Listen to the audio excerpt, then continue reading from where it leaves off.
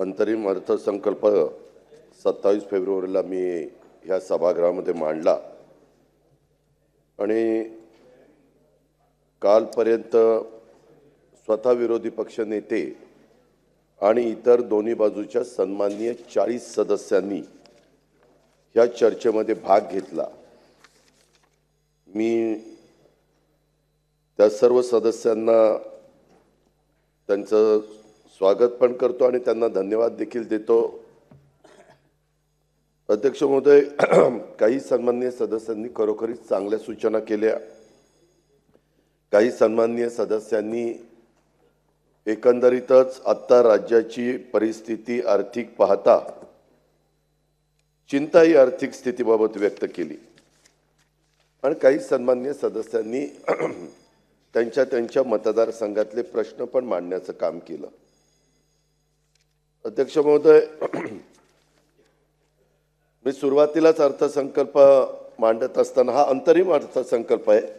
माझी सभागृहाला सभागृहाच्या मार्फत महाराष्ट्रातल्या तमाम जनतेला सांगायचं आहे की पुढचा अर्थसंकल्प आम्ही जूनमध्ये मांडू, त्यावेळेस लोकसभेचं नवीन पार्लमेंट अस्तित्वात आलं असेल आणि ते तिथं अर्थसंकल्प मांडतील आणि नंतर देशातली सर्व राज्य केंद्राकडनं किती निधी मिळतोय आणि मग आपण त्याच्यामध्ये काय अंतर्भूत करायचं, आपली स्वतःची काय परिस्थिती आहे, या सगळ्याचा साधक बाधक विचार करून ज्या वेळेस लोकसभेच्या आणि विधानसभेच्या निवडणुका विशेषतः लोकसभेच्या 5 वर्षांनी येतात त्यावेळेस सर्वच राज्यांची ही परिस्थिती असते आणि त्यांना अंतरिम अर्थसंकल्प त्या ठिकाणी सादर करावा लागतो।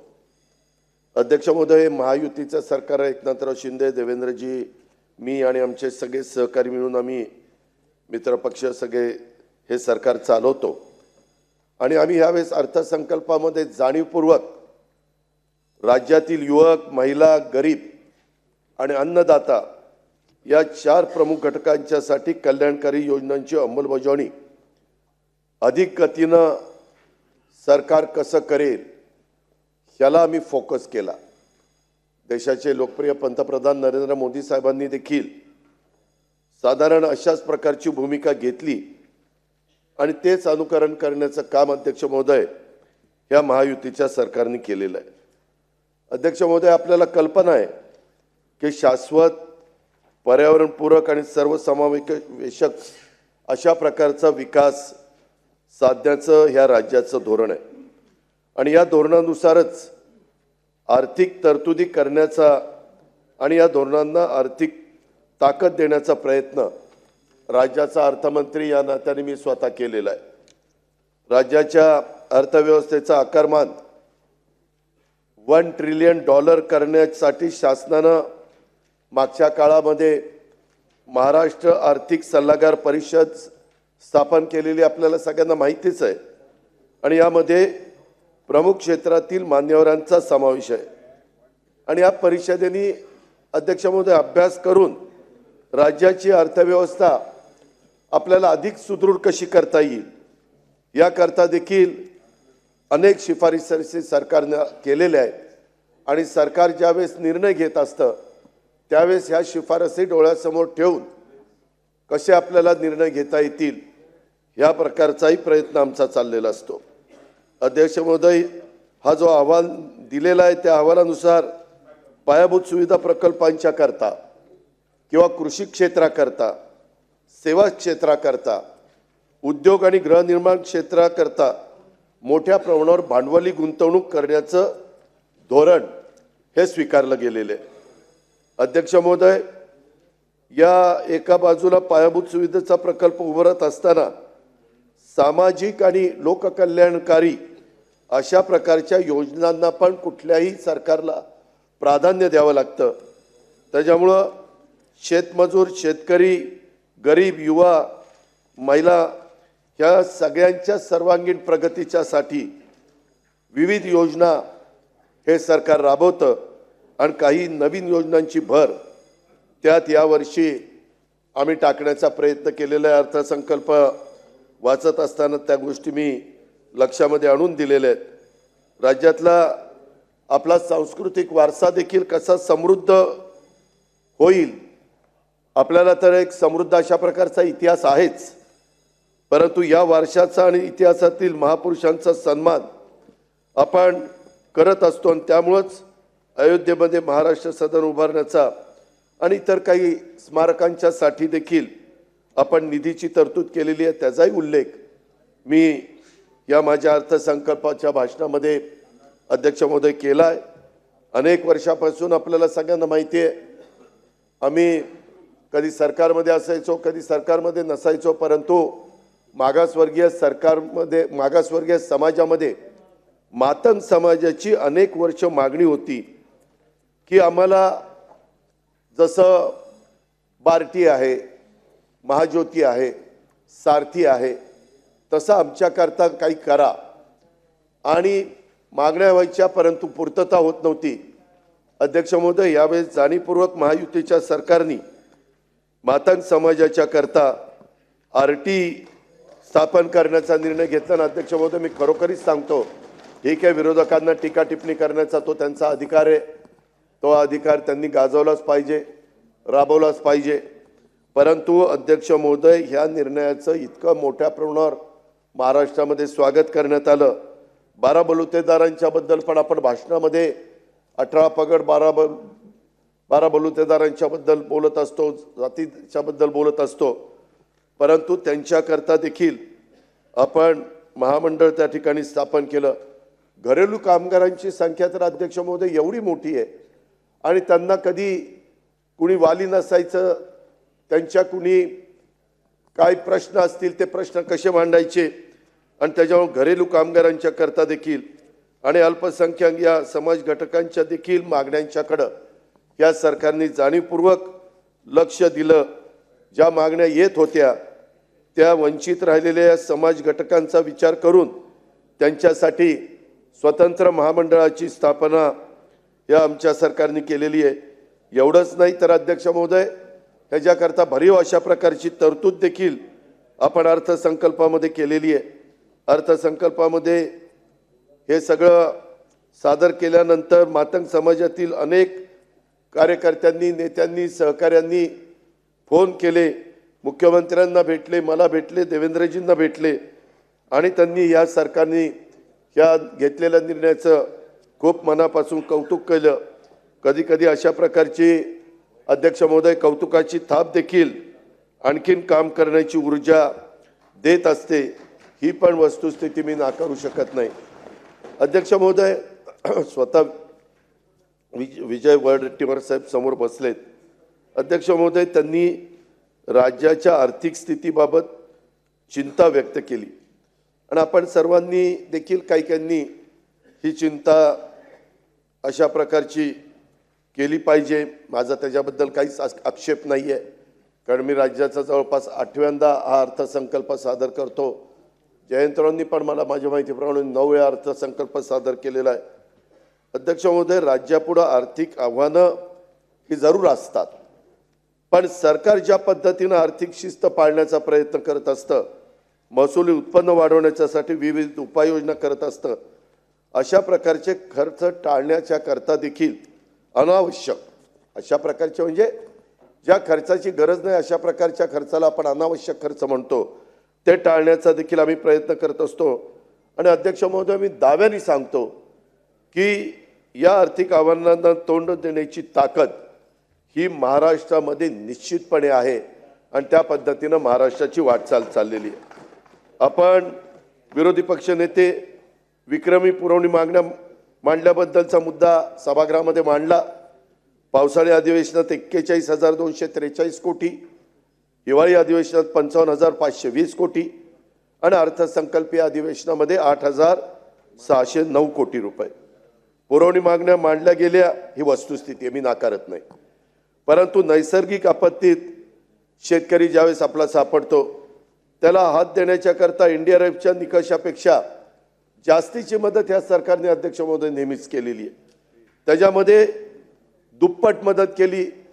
त्यावेळेस वरचे सगळी मदत अध्यक्ष महोदय, एनडीआरएफ, एसडीआरएफ जो निधी देतो तो तर आम्ही देतोच, परंतु तो निधी तसा बघितला तर आम्हाला सरकारला कमी वाटलं, आम्हाला शेतकऱ्याला पुन्हा ताठमानेने उभं करायचं होतं आणि म्हणून अध्यक्ष महोदय त्याच्यामध्ये दुप्पट वाढ करण्याचा निर्णय सरकारने घेतला। त्याच संदर्भामध्ये शेतकऱ्यांना 1 रुपयामध्ये पीक विमा हाही देण्याचा निर्णय घेतला। अध्यक्ष महोदय इतकी सरकार आली गेली परंतु कुठल्या सरकारचं धाडस झालं नाही 1 रुपयामध्ये पीक विमा त्या ठिकाणी घेण्याचा, परंतु काही हजार कोटीचा भार त्या बाबतीतला शेतकऱ्यांचा आम्ही उचलला। तर अध्यक्ष महोदय शेतकऱ्यांना नमो शेतकरी सन्मान निधीच्या धर्तीवर 12,000 रुपयाची मदत करण्याचा निर्णय देखील त्या ठिकाणी घेतला। 6,000 रुपये केंद्र सरकार पंतप्रधान नरेंद्र मोदी साहेबांचं देतं आणि 6,000 रुपये आपलं महायुतीचं सरकार अध्यक्ष महोदय देतं। गरीब गरजूंना आनंदाचा शिधा देण्याचा पण निर्णय सरकारने त्याच्यामध्ये घेतला। अध्यक्ष महोदय अनेक महत्त्वाकांक्षी प्रकल्प राज्यामध्ये सुरू आहेत। आपण राज्यामध्ये नजर टाकली की आपल्याही लक्षामध्ये येईल आणि त्यासाठी तरतूद आपण पुरवणी मागणीच्या माध्यमातूनच करत असतो। ही पण बाब आपण लक्षामध्ये घेतली पाहिजे। सरकारकडून लोककल्याणकारी अनेक योजना सुरू करण्यात आलेल्या आहेत।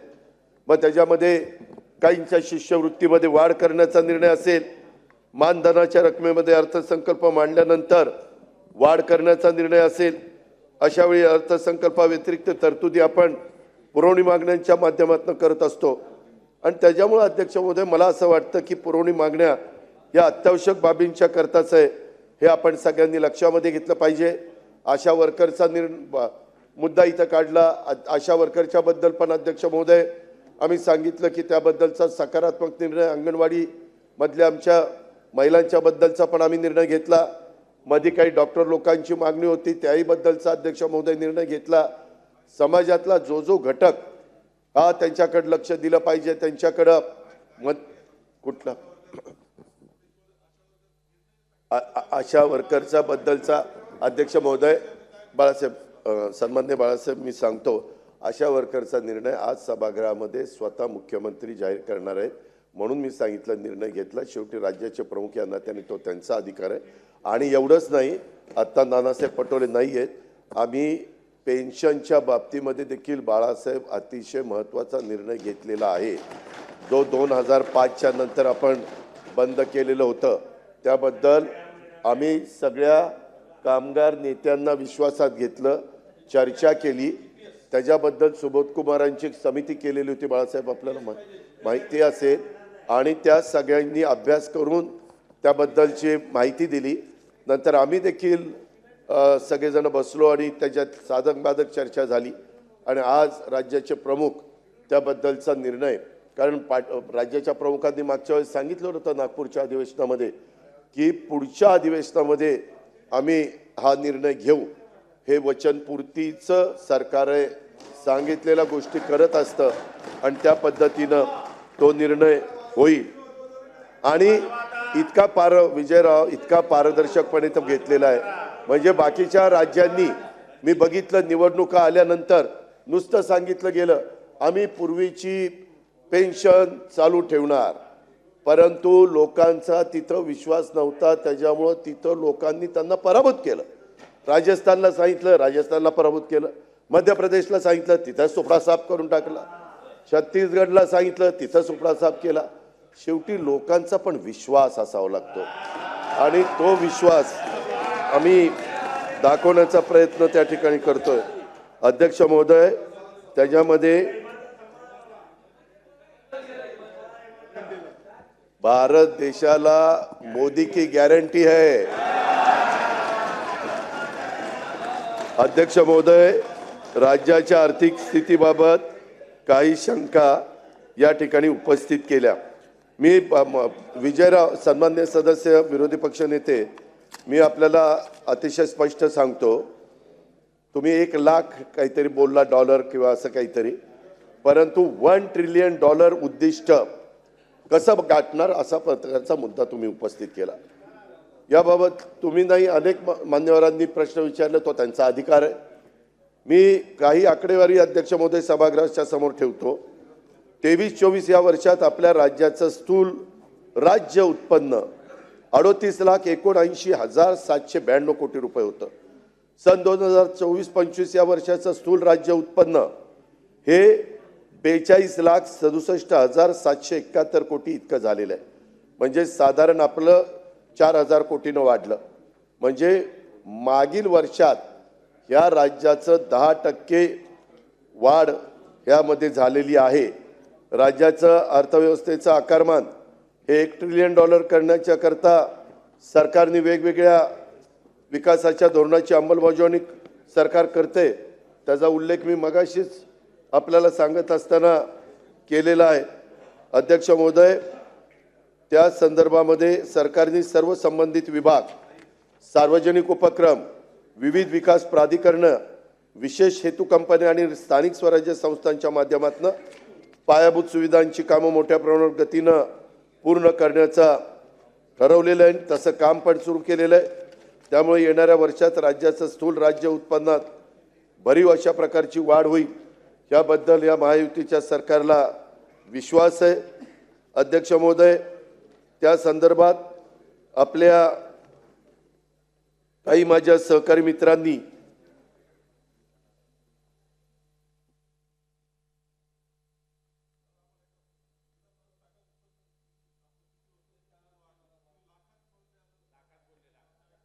तेवीस 24 या वर्षात आपल्या राज्याचं सन 23-24 साली राज्याचं स्थूल राज्य उत्पन्न हा 38,79,792 कोटी रुपये त्या ठिकाणी होतं.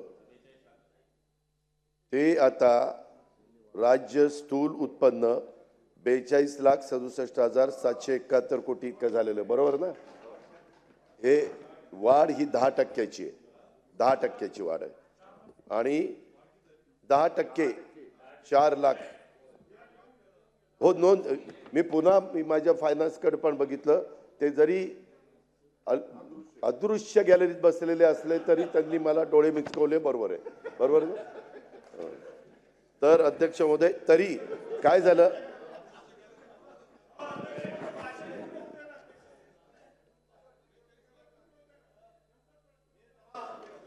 तुम्ही ऐका ना बाळासाहेब, तुम्ही काय करताय ते 7 लाख कोटीचं कर्ज वगैरे त्याच्या संदर्भामध्ये हे राज्याचं स्थूल उत्पन्न हे 42,67,771 कोटी इतकं झालेलंच आहे आमचं. हे त्रिवार सत्य आहे. अध्यक्ष महोदय, सरकारनं सर्व संबंधित विभाग,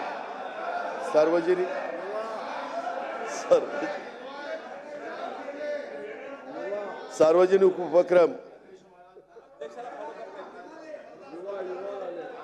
पायाभूत सुविधांची कामं मोठ्या प्रमाणावर गतीनं पूर्ण करण्यात येत आहेत. आणि त्याच्यामुळे अध्यक्ष महोदय, आम्हाला विश्वास आहे येणाऱ्या वर्षामध्ये देखील राज्याचं स्थूल राज्य उत्पन्नात भरीव अशा प्रकारची वाढ होईल. आपल्याला अध्यक्ष महोदय कल्पना आहे की महसुली जमा आणि महसुली खर्च यामधील तफावत ह्याच्यामुळेच महसुली तूट ही निर्माण होते. राज्याची महसुली उत्पन्न लक्षणीय वाढ करण्यात सरकार अयशस्वी ठरलं असं तिथं सांगितलं. परंतु अध्यक्ष महोदय, ते साफ दादांचं खोटं आहे. याच्यामध्ये वाढ करण्यामध्ये सरकार निश्चितपणे यशस्वी ठरलं. महसुलीमध्ये उत्पन्नात वाढ व्हावी याकरता आम्ही धोरणात्मक निर्णय घेत आहोत. सध्याच्या धोरणात आवश्यक त्या सुधारणा करीत आहोत. नवीन तंत्रज्ञानाचा वापर वाढलेला आहे. कर चुकवेगिरीला आळा घालण्यासाठी उपाययोजना अध्यक्ष महोदय आम्ही करतोयच. अलीकडे अभय योजना आम्ही त्याच्याकरता राबवली. एका बाजूला या उपाययोजना आपण करीत असताना दुसऱ्या बाजूला कल्याणकारी राज्य म्हणून सर्वसामान्य जनतेच्या दैनंदिन जीवनात गुणात्मक बदल घडवण्याच्यासाठी देखील अध्यक्ष महोदय विविध योजना आम्ही राबवतोय. नैसर्गिक आपत्ती नुकसान झालेल्या शेतकऱ्यांना वाढीव नुकसान भरपाई देखील आम्ही देतोय. आणि त्याच्यामुळे अध्यक्ष महोदय साहजिकच महसुली खर्चात वाढ होते. असं असलं तरी महसुली तूट ही निकषापेक्षा अधिक राहणार नाही याची देखील काळजी हे सरकार अध्यक्ष महोदय घेते. अध्यक्ष महोदय, त्या बाबतीमध्ये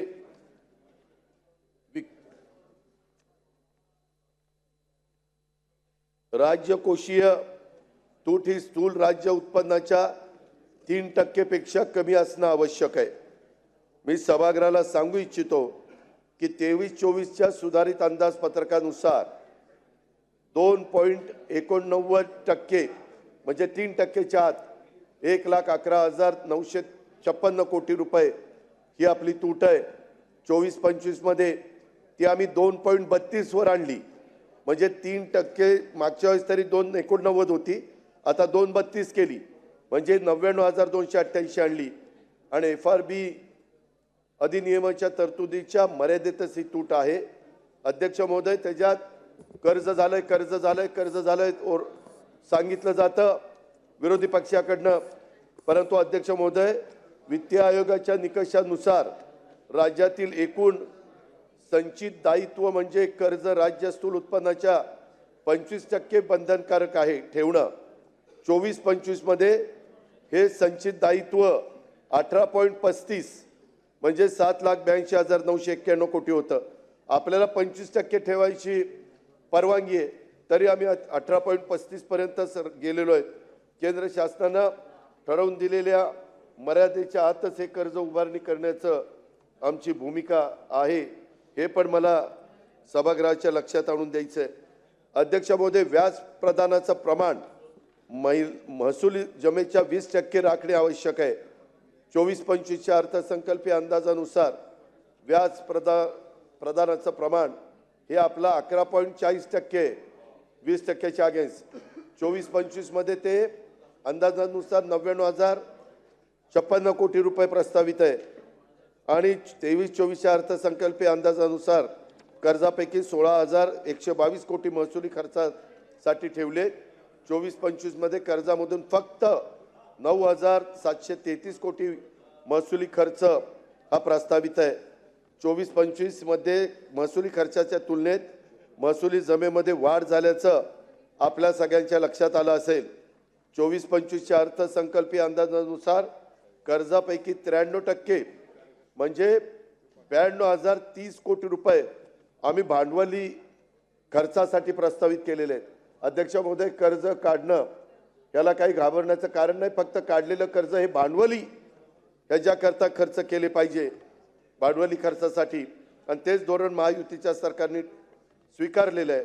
महाराष्ट्र हे विकसनशील राज्य असून भांडवली खर्चामध्ये होणाऱ्या वाढीमुळे राज्याच्या अर्थव्यवस्थेत आकारमान $1 ट्रिलियन करण्याचं आमचं उद्दिष्ट साध्य होईल असा आम्हाला विश्वास आहे. अध्यक्ष महोदय, GST मध्ये देखील आम्ही मोठी वाढ केलेली आहे, दरवर्षी मोठी वाढ होतीये. 22-23 मध्ये आमचं वस्तू व सेवा कर हे संकलनामध्ये 23-24 मध्ये 18.9% एवढी भरीव वाढ झाली, म्हणजे गेल्या वर्षीच्या तुलनेनं यंदा GST 18.9% इथपर्यंत आपला वाढला. देशाच्या एकूण वस्तू सेवा कर संकलनामध्ये महाराष्ट्र पहिल्या क्रमांकावर आहे अध्यक्ष महोदय. आणि मला एक गोष्ट सांगायची आहे, एप्रिल 2023 ते फेब्रुवारी 2024 मध्ये राज्याचा वाटा देश पातळीवरचा 15.82% म्हणजे 2,92,003 कोटी रुपये होता. आज जवळपास 16% रक्कम ही केंद्राला जी जमा होती त्याचा हिस्सा 16% आपल्या राज्याचा आहे. आणि त्या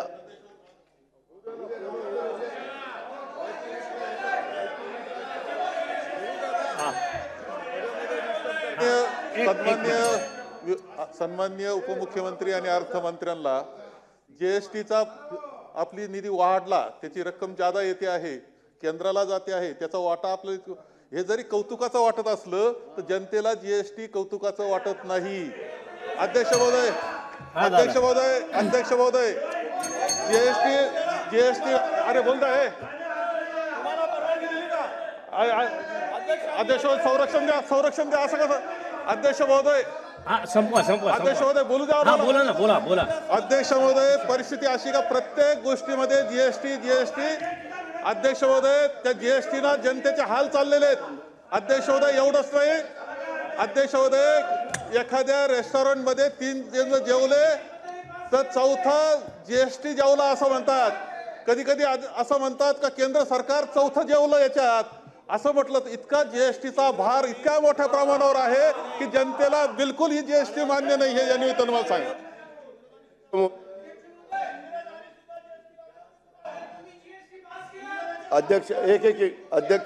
अध्यक्ष महोदय, सभागृहातल्या सगळ्या ज्येष्ठ माहितगार हुशार सन्माननीय सदस्यांनी महत्त्वाचा मुद्दा काढला. मला त्यांना एक आठवण करून द्यायची. GST one nation one tax हा जरी मोदी साहेबांच्या काळात आलेला असेल तरी पी चिदंबरम साहेब पंतप्रधान असतानाच हा प्रस्ताव आलेला होता.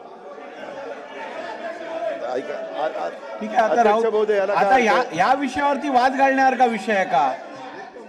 जीएसटीचा निर्णय केंद्राने घेतला, या सभागृहात चर्चा कशासाठी? काय म्हणलं पी चिदंबरम या- पंतप्रधान म्हणलं. मी अध्यक्ष महोदय पंतप्रधान मनमोहन सिंगजी आणि वित्त मंत्री चिदंबरम असं मला. ठीक आहे, आता पुढे जाऊया आता. अध्यक्ष महोदय तुमची बाजू त्यांना ऐकून जे घेतली काही ना. सांगायचं आहे. अहो, तुमची बाजू ऐक. अध्यक्ष महोदय विरोधी पक्ष नेते बोलत असताना मी कधी काही केलं का? आता अंतिम आठवडा प्रस्ताव आहे. जर ह्या पद्धतीनं वागले तर मी अंतिम आठवडा प्रस्तावला तर दादा उठवायला लावीन. अध्यक्ष महोदय चला, मला एक सांगायचंय सभागृहाला. अध्यक्ष महोदय पाऊस चालावायचा आहे ना, आपला शेवटचा दिवस आहे. कामकाज सगळं संपवायचं आहे ना आज. कामकाज बरंच आहे आज. झालं, बोलले ना दादा. अध्यक्ष विरोधी पक्ष नेत्यांचं ऐकून घेऊ. दादा तुम्हाला आम्ही अडवत नाही आहोत. दादा तुम्ही विरोधी पक्षनेते झाल्यावर तुम्हाला बोलू देतील. तुम्ही इकडे येऊन जा. हां, तुम्हाला बोलू देतील. असं आहे की व्हायची तयारी असेल तर दादा आम्ही तुम्हाला अडवत नाही आहोत, पण चुकीचंही रेकॉर्डवर येऊ नये. चिदंबरम साहेबांनी ज्या जीएसटीचा बिल आणला होता ते वेगळं बिल होतं. त्यात इतका मोठा बदल आहे की त्यातून जर तो बिल आणि असं नाही. अध्यक्ष महोदय, म्हणून माझी विनंती अशी आहे, पूर्वी आमच्या देशाच्या माननीय पंतप्रधान मोदयांनी सांगितलं की जीवनावश्यक वस्तूवर जीएसटी लावणार नाही. हे वस्तुस्थिती आहे. अहो, दुधावर चला. लावली, पेन्सिलवर लावली, पेनवर लावली, खाण्याच्या बसून घ्या, पदार्थावर बसून घ्या. लावली. इंग्रजांनी घ्या. लावली नव्हती, ते जीएसटी लावली. ठीक आहे. इंग्रजांना सुद्धा लाजवेल म्हणून त्यांचा आणि यातला फरक ठीक आहे. आहे. पुढे ते चला. कोट करू चला, नका पुढचं असं घ्या. आमचं म्हणणं आहे. अध्यक्ष महोदय सारखं विरोधी पक्ष सांगत असतो कर्ज जास्त आहे. भारतातील राज्यांचं कर्ज हे GDPच्या गुणवत्तेवर अध्यक्ष महोदय अवलंबून असतं. मी आपल्याला सांगतो की अध्यक्ष महोदय त्यांनी जे लिमिट ठरवून दिलेलं आहे ते 25% जरी असलं तर ओरिसा सगळ्यात कमी कर्ज घेतलेलं राज्य आहे, कारण तिथं मायनिंग वगैरे जास्त असतं. त्यांचं 13.1% आहे. गुजरातचं 15.3% आहे आणि महाराष्ट्राचं 18.2% आहे. अध्यक्ष महोदय त्याच्यानंतर कर्नाटकाचं 23%, तेलंगणा 23%, अशा काही यांचे बाकीच्यांचे कर्ज केरळ 36%, पश्चिम बंगाल 37%, हिमाचल प्रदेश 39%, पंजाब 46%, अरुणाचल प्रदेश 53%. काय अध्यक्ष महोदय हे कसला सावळा गोंधळ चाललाय? आपलं स्वतःचं ठेवायचं झाकू आणि दुसऱ्याचं बघायचं वाकू. काय चाललंय? अध्यक्ष महोदय GSTची अंमलबजावणी होणारं नुकसान भरून काढण्यासाठी केंद्र शासनाकडनं राज्याला नुकसान भरपाई दिली जाते. अध्यक्ष महोदय आम्ही 21-22 या वर्षासाठी राज्य शासनाने मागणी केलेली 1,10,816 कोटी रुपये केंद्र सरकारकडनं आपल्याला प्राप्त झाले. आर्थिक वर्ष 23-24 मध्ये 8,718 कोटी रुपये प्राप्त झाले आणि 1 एप्रिल 2022 ते 30 जून 2022 पर्यंत म्हणजे पुढचा अर्थसंकल्प आम्ही ज्यावेळेस मांडणार आहे तिमाहीचं भारताचं नियंत्रण आणि महालेखापाल यांचं लेखापरीक्षण पूर्ण झाल्यानंतर फक्त आता राहिलेली रक्कम ही प्रलंबित 5,191 कोटी आहे. ती पण नुकसान भरपाई प्राप्त होईल. अध्यक्ष महोदय मला या निमित्तानं सरकारच्या वतीनं महाराष्ट्रातल्या जनतेला आणि विरोधी पक्षांना सांगायचं आहे की राज्य सरकार FRBM कायद्याची काटेकोरपणे अंमलबजावणी करत आहे. राज्याची आर्थिक स्थिती भक्कम आहे. त्याबाबत कुणाच्या मनात शंका असण्याचं अध्यक्ष महोदय अजिबात कारण नाही. तूट कमी करण्याचा देखील सरकार प्रयत्न अध्यक्ष महोदय करत आहे. आपल्याला माहिती आहे की आपला मुद्रांक आणि नोंदणी फी, राज्य उत्पादन शुल्क, राज्य वस्तू व सेवा कर ही राज्याची प्रमुख उत्पन्नाची साधनं आहेत. आपण आकडेवारी बघितली तर सातत्याने आपल्या राज्याच्या महसुली उत्पन्नामध्ये कल वाढलेला आपल्याला दिसेल. GST आल्यापासून करदाते देखील अध्यक्ष महोदय वाढलेत. GST मुळे लिकेजेस बंद झालेत. अध्यक्ष महोदय, ज्यांना गळती करायची होती त्यांच्याच पोटात दुखतंय की बाबा GST ने असं झालं, GST ने तसं झालं.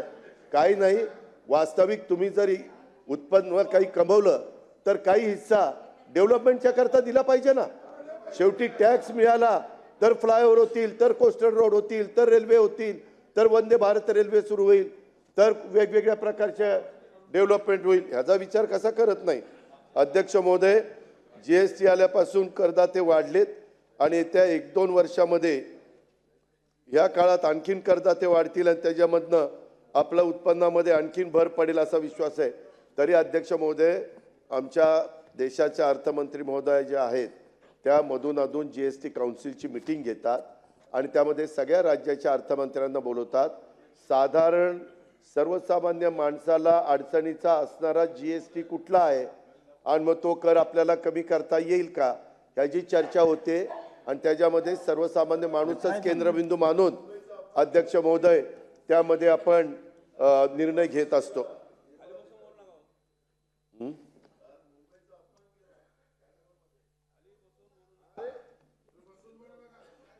अध्यक्ष महोदय, काही यांना ना मुद्दे राहिले नाही ना.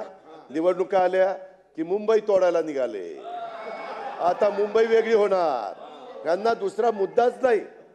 काही पण सांगत असतात. अध्यक्ष महोदय, त्याच्यामध्ये सध्याची GST वसुली आपण बघितली तर राज्याची GST वसुली 2.5 लाख कोटी रुपयाची केली आहे. दुसऱ्या क्रमांकावर असलेल्या राज्याची वसुली 1 लाख कोटी आहे. अध्यक्ष महोदय, विचार करा, देशात सगळ्यात जास्त GST आपली 2.5 लाखाची आहे आणि 2 नंबरला जे राज्य आहे त्यांची 1 लाख कोटीची आहे. म्हणजे इतकी तफावत आहे. इतकं महत्त्वाचं काम आज महाराष्ट्र सरकार करतंय. म्हणजे पहिल्या क्रमांकात दुसऱ्या क्रमांकात 1.5 लाख कोटी रुपयाचं अंतर आहे. कर चुकवेगिरीला आळा घालण्याच्यासाठी आपण कठोर पावलं उचललेली आहेत. पूर्वी कर चुकविणाऱ्यांना अटक करण्याची तरतूद नव्हती. सरकारने नंतर अटकेची तरतूद केली. त्याचा सकारात्मक परिणाम GST वसुलीमध्ये झाल्याचा दिसून येतो. यावरून राज्याच्या अर्थव्यवस्थेचं चित्र अध्यक्ष महोदय आपल्या सगळ्यांच्या समोर आलं असेल. आपली आकडेवारी बघितली तर राज्याच्या प्रत्येक कर स्रोतामध्ये 2 ते 5 हजार कोटी रुपयांची वाढ झालेली आहे आणि माझ्या अनुभवानुसार अपेक्षित धरलेली वाढही वर्षअखेरीपर्यंत मोठी वाढ झाल्याचं दिसून येईल. महसुली उत्पन्नापेक्षा खर्च अधिक वाढल्याने महसुली तूट येत असते. पण आपण सर्वांनी एक गोष्ट लक्षात ठेवली पाहिजे, गतिमान पद्धतीने आपण राज्याचा विकास करण्याचा प्रयत्न करतोय. वेगवेगळ्या प्रकारच्या कल्याणकारी योजना आपण अध्यक्ष महोदय राबवतोय. नैसर्गिक आपत्तीमध्ये आपण शेतकऱ्याच्या पाठीशी उभं राहतोय. केवळ महसुली तूट येते म्हणून या नुकसान भरपाई देण्याचा प्रयत्न आपण करतो. या बाबीसाठी हात आखडता घेण्याचा नकारात्मक विचार हे सरकार कधी पण करत नाही, पुढेही करणार नाही. दुसऱ्या बाजूला अर्थव्यवस्थेचं आकारमान वाढवण्याच्यासाठी अध्यक्ष महोदय आम्ही सगळेजण प्रयत्न करत असतो. कर उत्पन्न वाढवतो. आर्थिक शिस्त अध्यक्ष महोदय पाळून तूट आटोक्यात कशी राहील याची पण उपाययोजना करतोय. विदेशी गुंतवणूक इतर राज्यांच्या पेक्षा आपल्या महाराष्ट्रामध्ये कशी अधिक होईल याही करता अध्यक्ष महोदय आमचा प्रयत्न त्या बाबतीमध्ये चाललेला आहे. एक उदाहरण सांगतो. मोठ्या शहरात अध्यक्ष महोदय मेट्रोचं जाळं आपण तयार करीत आहोत. उद्या मेट्रो धावायला लागल्यावर ह्याच्यातनं प्रदूषण कमी होणार आहे अध्यक्ष महोदय. दळणवळणाला गती येणार आहे. व्यापार उद्योग वाढणार आहे. विदेशी गुंतवणूक आकर्षित होणार आहे. रस्त्यावरची इतर वाहनं, पब्लिक सर्व्हिस ट्रान्सपोर्ट चांगली झाली की ती कमी होणार आहे. इंधनाची बचत होणार आहे आणि आपल्या राज्याच्या अर्थव्यवस्थेला चालना मिळणार आहे. अध्यक्ष महोदय, मी एकच उदाहरण देतो. आणखीन काही वर्ष गुंतवणूक आपल्याला करावी लागेल, तोपर्यंत तूट दिसेल. परंतु अर्थव्यवस्थेचं आकारमान वाढल्यानंतर कर उत्पन्न वाढून राज्याची अर्थव्यवस्था मजबूत होईल याबद्दल या महायुतीच्या सरकारला तिळमात्र शंका वाटत नाही. त्यामुळे राज्याची अर्थव्यवस्था चिंताजनक झाली असा कुठेही चुकीचा संदेश विरोधी पक्ष नेते जाता कामा नये याची काळजी आपण सर्वांनी घेतली पाहिजे, ही माझी आपल्याला विनंती आहे. तुम्ही तर काल बोलत असताना कविश्रेष्ठ कुसुमाग्रजांचा जन्मदिवस असल्यामुळं मी मराठी भाषा दिन पण होता, कुसुमाग्रजांचा जन्मदिवस पण आपण तो त्या दिवशी साजरा करत असतो मराठी भाषा दिन म्हणून. आणि म्हणून एका कवितेचा अर्थसंकल्पामध्ये उल्लेख भाषणात केला. मी ह्या हेतूने विरोधी पक्षनेते केला की कुसुमाग्रजांचा सन्मान त्या ठिकाणी करण्याचा माझा प्रयत्न होता, परंतु तुम्ही त्याच्यातनं टीकाच करण्याचा प्रयत्न केला. मला कुणालाही उपदेशाचे अजिबात डोस पाजायचे नव्हते. खरं तर कुसुमाग्रजांची एक ओळच नाही तर एक शब्द जरी आपण उच्चारला लिहिला तरी मराठी साहित्याची सेवा ठरते. पण कवितेच्या आधीच्या ओळी गाळल्या असा माझा स्वतःचा आक्षेप आहे. मी बघितलं तुम्ही काय बोलला काय नाही. मी जी कविता अर्थसंकल्प या भाषणात म्हटली ती तर कविता वेगळीच होती आणि आपण सांगितली ती कविता कविश्रेष्ठ कुसुमाग्रजांची असली तरी ती वेगळी आहे. अशा नसलेल्या चुका काढण्यासाठी आपण सर्वजण मिळून खरं तर कविश्रेष्ठ कुसुमाग्रजांचा मराठी साहित्याचा त्या ठिकाणी आदर करूया अशी माझी सभागृहाला विनंती आहे. अध्यक्ष महोदय, मी एक गोष्ट ह्या निमित्ताने सभागृहाच्या दोन्ही बाजूच्या सन्माननीय सदस्यांनी लक्षामध्ये ठेवा. विरोधी पक्ष नेत्यांनी अर्थव्यवस्था 1,00,000 कोटी करण्याचा मुद्दा उपस्थित केला. मला नम्रपणे त्यांना सांगायचं आहे ती 1,00,000 कोटी नाही, $1 ट्रिलियन म्हणजे सध्याच्या डॉलरचा दर आहे अध्यक्ष महोदय. $1 ट्रिलियन म्हणजे 82,94,000 कोटी रुपये. एक तर आपली आकडेवारी चुकली असेल किंवा समजण्यात गफलत झाली असेल, पण जेव्हा अध्यक्ष महोदय आपण उद्दिष्ट ठरवतो त्यावेळी एवढ्या मोठ्या चुकीचं समर्थन करता येत नाही. विरोधी पक्ष नेत्यांनी ही दुरुस्ती करून घ्यावी, म्हणजेच महाराष्ट्राचं नेमकं उद्दिष्ट काय ते त्यांच्या लक्षात येईल. कदाचित ब्रीफिंगवाल्यांनी जरा नीट लक्षात ठेवा, कुठलेही आकडे देता त्यांना, नाहीतर परत चुकीचे आकडे त्यांना दिले ना तुमच्याकडेच बघतो आता. त्याच्यामध्ये अध्यक्ष महोदय राज्य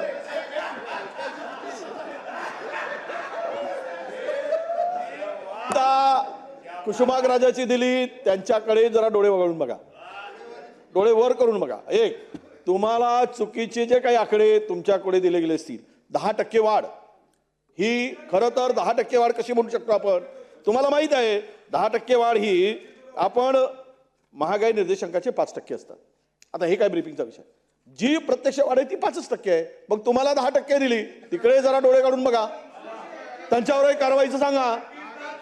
म्हणजे हे माझी हरकत एवढीच आहे दादा. डोळे मिचकू नका, बघू नका, कारण ह्या गॅलरी अदृश्य आहे. आम्ही खात्री करूनच घेतो. आम्हाला ब्रीफिंग जरी प्रत्येकालाच ब्रीफिंग लागते, पण खात्री करून घेतो हे लक्षात घ्या. आता काय झालंय अध्यक्ष महोदय, काय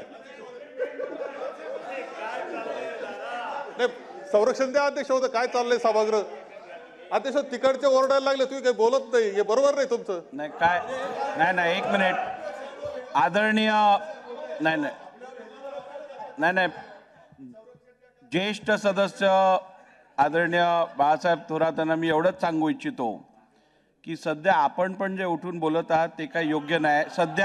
सध्या उपमुख्यमंत्र्यांचं उत्तर चालू आहे. नाही, पण मी परवानगी दिलीच नाही आहे. इंटरप्शनला परवानगी देऊ शकत नाही. आता बोला आपण, हे नियमाच्या बाहेर आहे, पण त्याची नोंद घ्या. शंका अध्यक्ष महोदय, आपण रास्त काही शंका निरसन करून घेताना काही बिघडत नाही. अर्थमंत्री त्याकरता समर्थ आहे उत्तर देण्याकरता. परंतु आपण ज्यावेळेस आपण ग्रॉस स्टेट डोमेस्टिक प्रोडक्टच्या संदर्भात बोललो होते GSDPच्या बाबतीत, त्यामध्ये 38,79,000 होतं आपलं उत्पन्न असं म्हटलं. जे अनालिसिस आपलं आहे बजेट अनालिसिस, त्यामध्ये the gross state domestic product of Maharashtra 23-24 at current prices, the projected to be 38,79,000 crores amounting to growth of 10% 22-23 असं म्हटलंय. हे 42 लाख कसे झाले कळायला तर नाही. आपल्या अनालिसिस मध्ये असं म्हटलेलं आहे की हे सगळं उत्पन्न या वर्षाचं 38,79,000 आहे. असं असताना आपण ती जी ग्रोथ दाखवली, ती ग्रोथ दाखवूनच 38 लाख आहे. ती ग्रोथ दाखवून 38 लाख झालेला आहे. आपण त्याच्यावर 42 केलं गेलं. मला असं वाटतं, शंका आहे माझ्या मनामध्ये, की ते चुकीचं सांगितलं गेलं. अध्यक्ष महोदय, माझ्याकडे छापिले, मी चुकीचं सांगणार नाही. त्यांनाच कोणाचा मेसेज आला ना, त्याच शाण्याने चुकीचा दिलाय. काही जण स्वतःला इथं फार शहाणी समजायला लागलेली. अध्यक्ष, एक मिनिट. काही जण नाही म्हणले, बसून घ्या.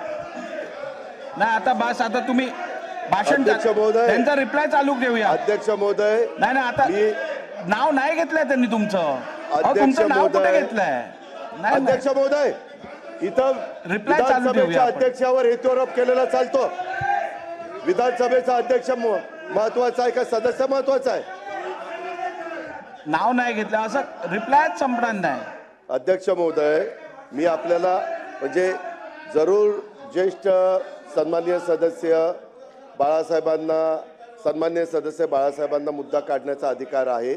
मी तुटीचा कल आणि स्थूल राज्य विरोधी उत्पन्नाची पक्ष नेते. टक्केवारी, अध्यक्ष महोदय, हे बजेट त्याच्याबद्दलचं जे आहे ब्रीफ, नाही खाली बसून बोलू ते नका, अध्यक्ष नियमांचं महोदय पालन करा. तुम्हाला पाठवतो आणि मी पण तुम्हाला नंतर पिंक बुक पाठवतो बाळासाहेब. तर जरूर हे का 23-24 मध्ये ऐका ना, 38,19,792 आणि 24-25 मध्ये 42,67,791. हे इकडे हे साहेबांना देऊ. तर अध्यक्ष महोदय, असं काही चुकीचं सांगायचं कारण नाही आणि मी नाही सभागृहात डेकोरम मेंटेन करा. अध्यक्ष असं नाही महोदय, चालणार. बसून बोलू मला नका. विनम्रपणे सांगायचं आहे की आपण ज्यावेळेस एखादं उद्दिष्ट ठरवतो त्यावेळेस एवढ्या मोठ्या चुकीचं समर्थन खरं तर करता येणार नाही. अध्यक्ष महोदय, राज्य चालवण्यासाठी नेहमीच अध्यक्ष महोदय मोठी स्वप्न बघितली पाहिजेत आणि ती स्वप्न पूर्ण करण्याची ताकद ही देखील आपण लावली पाहिजे आणि निश्चितपणे महायुतीच्या सरकारमध्ये ती ताकद आहे आणि त्यामुळेच आम्ही तशा पद्धतीनं स्वप्न पाहतो. मला अर्थमंत्री म्हणून पूर्ण विश्वास आहे, राज्याचा निश्चित केलेल्या कालावधीत राज्याची इकॉनॉमी $1 ट्रिलियन पर्यंत आपण पोहोचू. इथपर्यंत आपण कसे पोहोचू असं काल सन्माननीय विरोधी पक्ष नेत्यांनी तो प्रश्न उपस्थित केलेला होता. परंतु आपण बघत आला तर अध्यक्ष महोदय, राज्यातील दळणवळणाच्या सोयीमध्ये गतीनं मोठ्या प्रमाणावर आमूलाग्र बदल होत आहेत. मी अर्थसंकल्पामध्ये पण सांगितलं 5 वंदे भारत ट्रेन आपल्या महाराष्ट्रामध्ये सुरू झाल्या. असे वेगवेगळे विमानतळ मोठ्या प्रमाणावर आपण सुरू करतोय. वेगवेगळ्या प्रकारचे रोड्स आपण करतोय. रेवस्ते रेड्डी रोडचं काम अध्यक्ष महोदय आता सुरू झालेलं आहे. इतक्या वेगवेगळ्या प्रकारचे कामं मोठ्या प्रमाणावर पायाभूतची काढलेली आहेत अध्यक्ष महोदय. आणि वाढवण बंदर, सुनील भुसारा सन्माननीय सदस्य इथं नाही आहेत, काल त्यांनी वाढवण बंदराचा उल्लेख केलेला होता.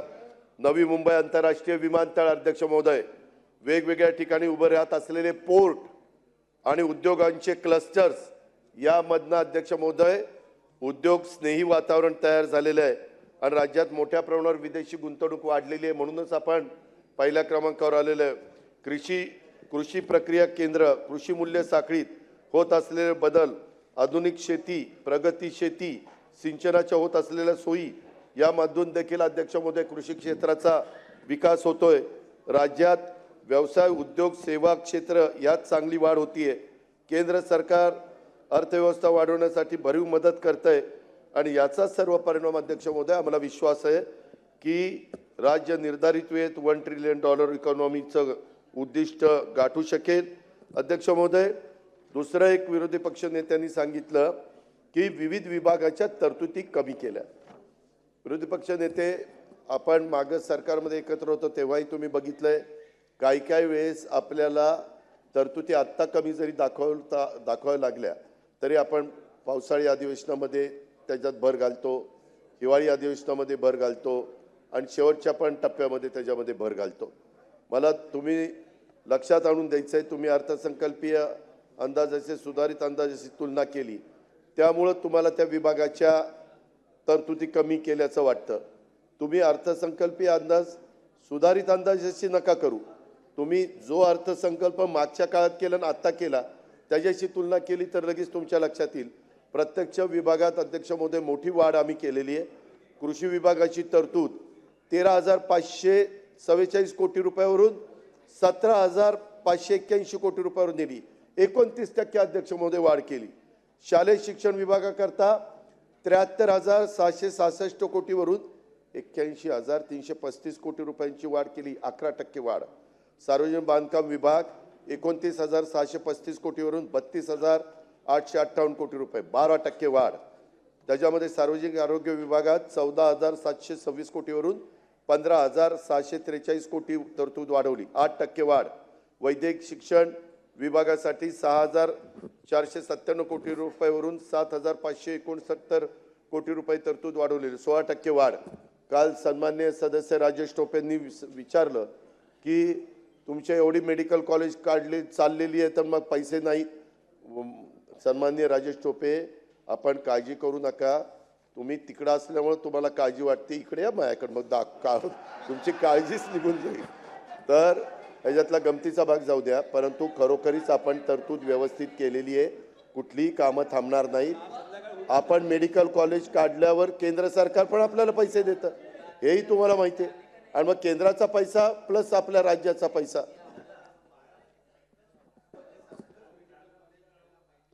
पैसा अरे बारामती काय त्याच्यापेक्षा भारी करू, काय काळजी करतो.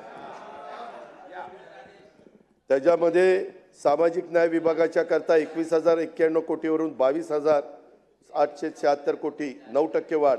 मदत कार्य व पुनर्वसन विभागाकरता 12,000वरून 13,065, 7% वाढ. अध्यक्ष महोदय, मला एवढंच सांगायचं की सर्वच विभागाच्या करता तरतूद आपण वाढवलेले आहेत आणि त्याच्यामुळे सर्वच घटकांना न्याय देणार आहे. विरोधी पक्ष मी कशाची नाही गेल्या वर्षीच्या तुलनेत ती आपला जो ही आहे ते पर्सेंटेज ते तसंच आहे. गेल्या वर्षी जे होतं त्याच्यात 9% ॲडिशनल वाढ केली. नाही राऊतसाहेब नाही. अध्यक्ष महोदय, मी विरोधी पक्ष नेत्यांचं भाषण ऐकत होतो. विरोधी पक्ष नेते ते एकदम साडी वाटपाच्या योजनेवरच आले आणि त्यांनी टीका केली. काय होतं, जर आपल्या मुलीला, आपल्या महिलेला, आपल्या भगिनीला, आपल्या आईला साडी दिली म्हणून वाईट वाटायचं काय कारण आहे? अध्यक्ष महोदय, राज्यातील महिलांच्या बाबतीत एखादी सरकार योजना करत असेल तर त्याला विरोध का करायचा? माझ्या मते तुम्हाला या योजनेचं महत्त्वच त्या ठिकाणी कळलेलं नाही. ही अध्यक्ष महोदय केवळ साडी वाटप नाहीये, ही कॅप्टिव्ह मार्केट योजना तयार आहे. त्यांच्या लक्षात येत नाही हे कॅप्टिव्ह मार्केट योजना आहे. अंत्योदय शिधापत्रिका धारक महिलेला एक साडी मोफत आपण देणार आहे. माझं म्हणणं आहे की राज्यातल्या गरीब निराधार महिलांच्यासाठी एक साडी देखील महत्त्वाची त्या ठिकाणी असते.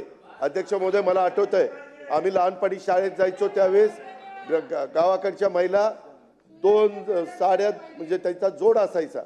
आता परिस्थिती बदललेली, आपण बदलवण्याचा प्रयत्न करतोय. जरा कौतुक, एक त्यांनी सांगितलं असतं ना, एक साडी काय देतात, 2 द्या तर समजलं असतं, तर तेच करतायत. आणि अध्यक्ष महोदय, या योजनेच्या माध्यमातून सूतगिरणी, यंत्रमागधारक, प्रोसेसिंग, पॅकिंग, वाहतूक अशी एक साखळी निर्माण होणार आहे.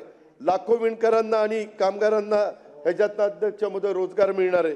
राज्यातील गरीब भगिनीला साडी मिळण्यास लाखो विणकरांना आणि कामगारांना रोजगार मिळत असेल तर विरोध काय तुमचा, हेच मला काही कळत नाही. अध्यक्ष महोदय,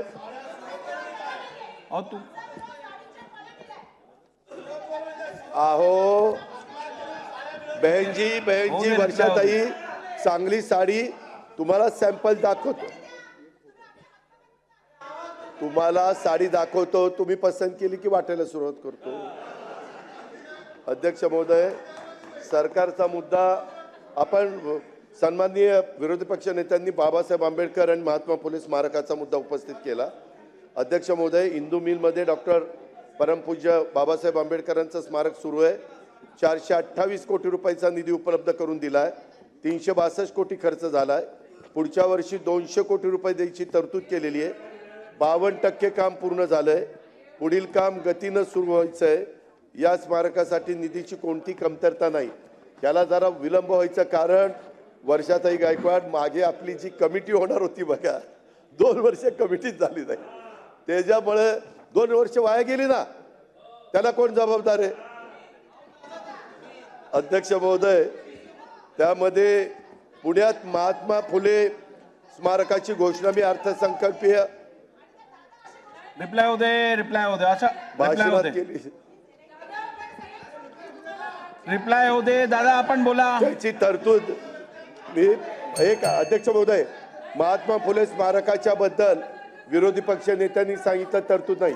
अध्यक्ष महोदय, तरतूद जरी नसली तरी प्लॅन चाललेला आहे अतिशय चांगला. तिथं खूप जणांची घरं ही भूसंपादन करावं लागते, घरं त्यांच्या ताब्यामध्ये घ्यावी लागते आणि त्याकरता खर्च बराच आहे. पिंपरीला अधिवेशनात पुरवणीत मला अजून त्याचा एक्झॅक्ट आकडा कळलेला नाही की या सगळ्या कामाला किती कोटी रुपये लागतील. मी आज सभागृहाला सांगतो, 2 महिन्यात तो आकडा आल्यानंतर पुरवणी मागण्यामध्ये महात्मा ज्योतिराव फुले आणि सावित्रीबाई फुले यांच्या स्मारकाकरता जेवढा निधी लागेल तेवढा निधी सरकार त्या ठिकाणी देईल, काय कुठलीही अडचण येणार नाही. अध्यक्ष महोदय, दुसरी एक गोष्ट, छत्रपती शिवाजी महाराजांच्या आंतरराष्ट्रीय स्मारकाच्या बद्दल सातत्याने बोललं जातं.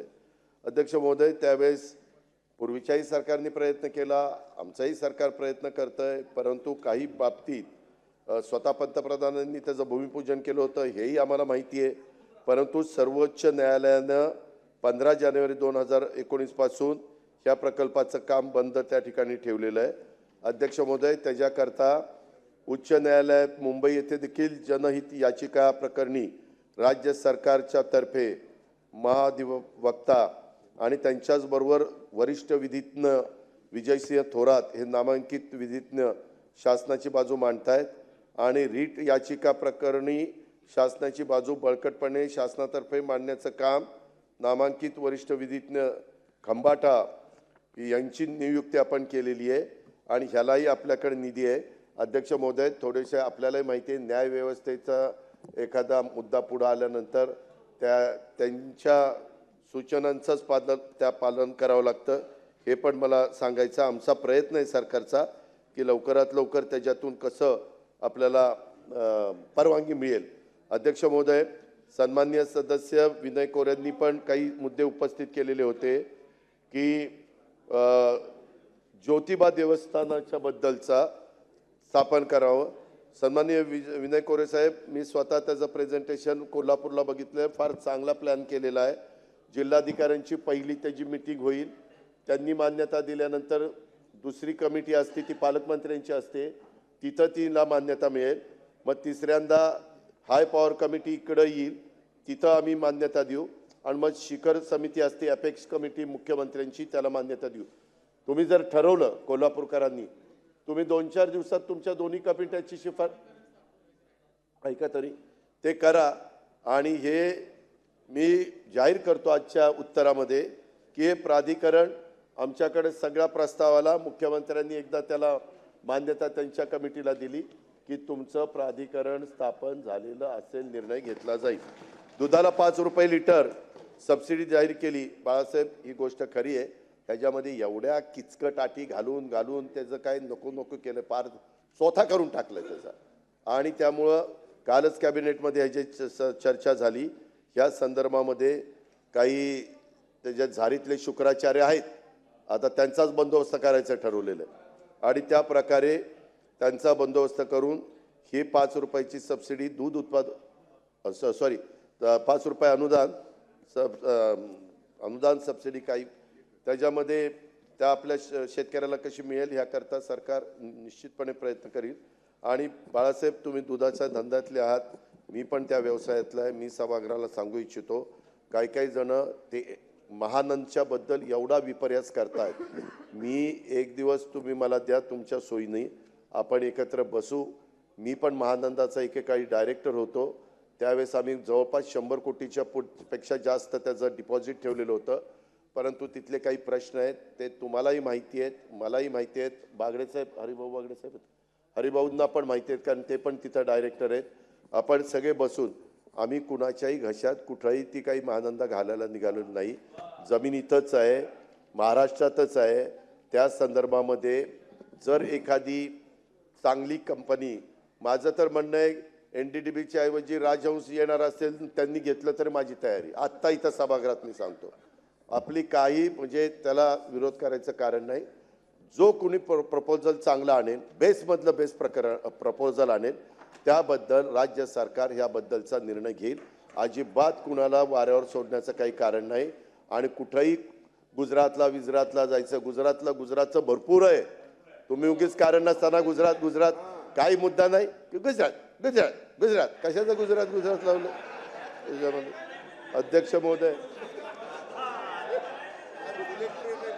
अध्यक्ष महोदय त्याच्या संदर्भामध्ये अनेक सन्माननीय सदस्यांनी काय झालंय ऐका ना, विरोधी पक्ष नेते, आज आपण अधिक 40 आमदारांनी हे केलंय, चर्चा केली. आपण अधिक 40 आमदार, म्हणजे 40चा मी वेगळा अर्थ काढत नाही, परंतु असं ते सांगतो. त्याच्यामध्ये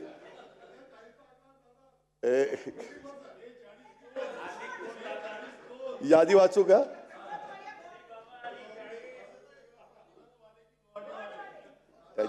कुठले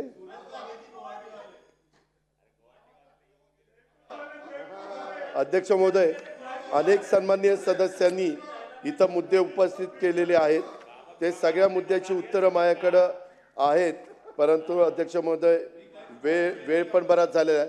परंतु आमचे एका पक्षाचे प्रांताध्यक्ष माझ्यासमोर आले, थोडेसे उशिरा आले. त्यांचा एक मुद्दा मी सांगतो.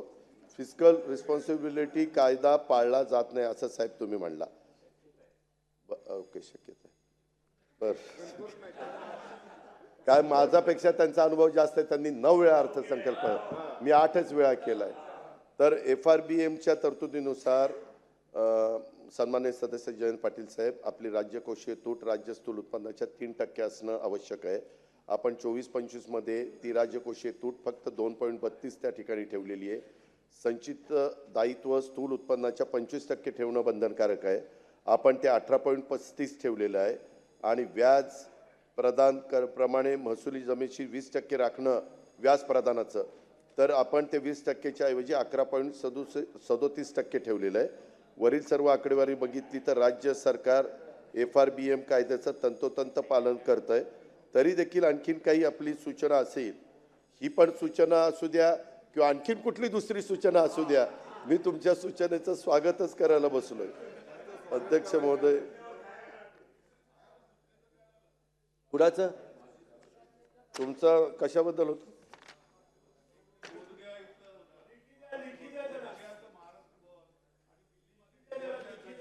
हा, अध्यक्ष महोदय, दिल्लीमध्ये एक अतिशय चांगल्या पद्धतीचं महाराष्ट्र सदन बांधलं गेलेलं आहे.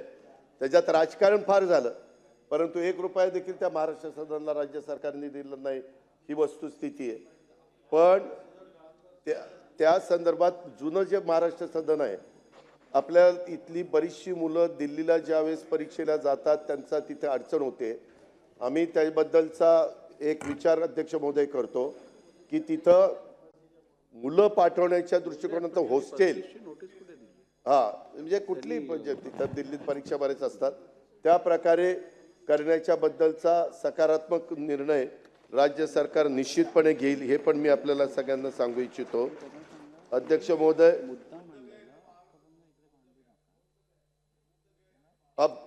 ते बिहारचं, अध्यक्ष महोदय, बिहारच्या संदर्भामध्ये मी माहिती घेतो. आम्ही म्हणजे जिथं जिथं आपला महाराष्ट्रीयन माणूस, मराठी माणूस ज्या ज्या भागात जास्त जात असेल तिथं तिथं करण्याच्या करता राज्य सरकार कधी पण वेगळी भूमिका घेणार नाही. त्याला मुख्यमंत्री, उपमुख्यमंत्री, आम्ही आणि सरकार त्याला पाठिंबा देऊ. त्याच्या संदर्भात आम्ही वेळ पडली तर नितीश कुमारांशी बोलू आणि तिथं जागा त्या ठिकाणी मिळू. आपलं अध्यक्ष महोदय, बरेच वर्ष आमच्या सन्माननीय सदस्य मंदाताई म्हात्रेंचं मागणी होती की सिडकोला, तिथं नव्या मुंबईमध्ये इतकी वेगवेगळ्या राज्यांची सदनं झाली आणि आपलं काही सदन नव्हतं. आता बजेटमध्ये सिडकोनी बांधून द्यायचं, सिडकोला सूचना दिल्या. 200 कोटी रुपयाचं बजेट आहे. निविदा काढण्याचं काम सुरू आहे. मे महिन्यामध्ये आचारसंहिता संपल्यानंतर राज्याच्या प्रमुखांना घेऊन जाऊन त्याचं भूमिपूजन केलं जाईल आणि काम त्या ठिकाणी सुरू केलं जाईल. परंतु याच्याकरता सातत्याने मंदाताईंनी पाठपुरावा केला, त्यामुळे हे घडलंय, हे पण मी रेकॉर्डवर आणू इच्छितो. अध्यक्ष महोदय, त्याच्यात एक ते उजनी एक धरण आहे, तिथं एक महत्त्वाचं उजनी धरण सगळ्यांना माहिती आहे. तिथं करमाळा आणि इंदापूरला एक जोडणारा बॅकवॉटरमुळे बऱ्याच गावांचा संपर्क तुटतो. इंदापूर तालुक्यातल्या कवठाळे, पोनकुलवाडी, शिरसोडी आणि सोलापूर जिल्ह्यातल्या करमाळा तालुक्यातील कुगाव या गावांना जोडणाऱ्या मोठ्या पुलाची गरज आहे. मी सार्वजनिक बांधकाम विभागाच्या अधिकाऱ्यांना सांगितलेलं आहे त्याचा प्लॅन इस्टिमेट तयार करायला, आणि तोही पूल हा निश्चितपणे अध्यक्ष महोदय यंदाच्या वर्षी त्याचंही काम सुरू केलं जाईल. अध्यक्ष महोदय, या चर्चेत इतरही सन्माननीय सदस्यांनी खूप जणांनी भाग घेतला आहे. आता 40 जणांचे सन्माननीय मुद्दे काढायचे म्हटलं आपण पॉवरलूमच्याही बद्दलचा निर्णय आम्ही घेतला, परवाच्याच कॅबिनेटमध्ये ते झालेलं आहे. त्याच्याबद्दल वस्त्रोद्योग मिनिस्टर ते जाहीर करतील. सन्मान्य सदस्य नाना पटोले साहेब, तुम्ही पेन्शनच्या बद्दलचं मगाशी काल बोलला होता, पण त्याचं आजच सभागृहामध्ये राज्याचे प्रमुख जाहीर करणार आहेत आणि सकारात्मक निर्णय त्याच्याबद्दल तुम्हाला ऐकायला मिळेल. अध्यक्ष महोदय, निश्चितपणे वेगवेगळ्या सूचना दोन्ही बाजूच्या सन्मान्य सदस्यांचा आलेल्या आहेत. आगामी काळात त्यांच्या पोलीस पार्टी सगळ्याच बद्दल मी बोललोय मगाशी. खरंच आगामी काळात तो केला जाईल. राज्याच्या सर्वांगीण विकास करण्याचाच अध्यक्ष महोदय आमच्या महायुतीच्या सरकारचा, राज्य सरकारचं प्राधान्य आहे. आणि राज्यातल्या गोरगरीब, वंचित, पीडित, मागास, शेतमजूर, शेतकरी, महिला, दिव्यांग, युवा या सगळ्यांचाच विचार करून त्याच्याबद्दल कुठंही म्हणजे कुठल्याही घटकाला तरतुदीच्या बद्दल आम्ही कमी पडू देणार नाही. सर्व तरतुदी केलेल्या आहेत आणि हे राज्य सर्वांचा विचार करणारं राज्य आहे. योगपुरुष छत्रपती शिवाजी महाराजांनी जसं 18 पगड जात फंड नाही,